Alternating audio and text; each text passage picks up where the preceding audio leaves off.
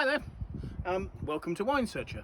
Today, to celebrate two separate occasions, I'm trying some tribute to Grace Grenache, which is from the Santa Barbara Highlands in California.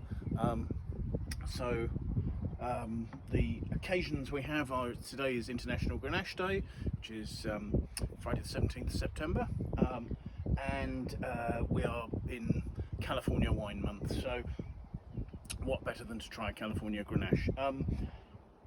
Tribute to Grace, a range of wines made actually by a New Zealand winemaker who now lives in the States, and she makes single varietal, single vineyard, predominantly Grenache wines based around Santa Barbara.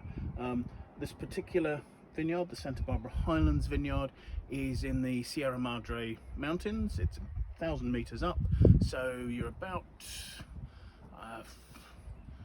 20-30 miles inland from the coast, so you have cooling influences of altitude and cooling influences of the nearby sea and the sort of the cold currents that you get running along the quite deep ocean there on the coastline in that part of more southerly California. Grenache, a very particular grape variety, normally originating in southern France, often seen in the wines of Chateauneuf-du-Pape and the Côte d'Or. And this, first of all, the first thing, just looking at this wine, you can see its pale colour, and that's very, very typical of a Grenache there. The aromas. The aromas are rich, but they're not overwhelmingly jumping out of the glass at me there.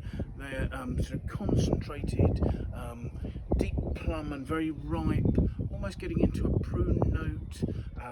There's a licorice-y richness. There's sort of layers of tomato leaf at the top maybe as well, often a pointer for Grenache wines. So yes, this pale colour, these lovely concentrated aromas, and to taste it.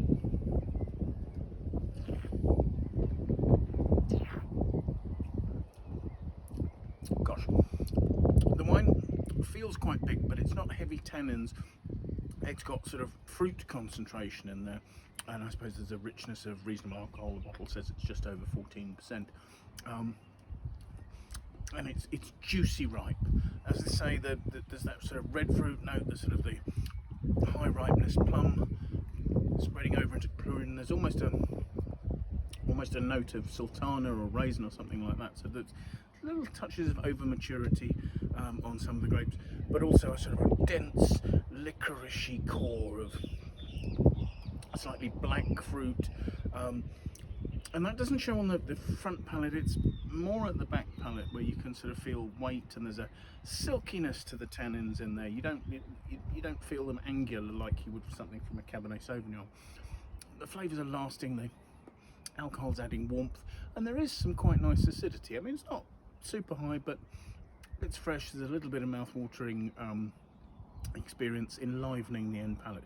It's a very, very long flavour. There's absolutely no notes of oak in this whatsoever. It's a very graceful wine, and that's perhaps a point that's what's being aimed at here.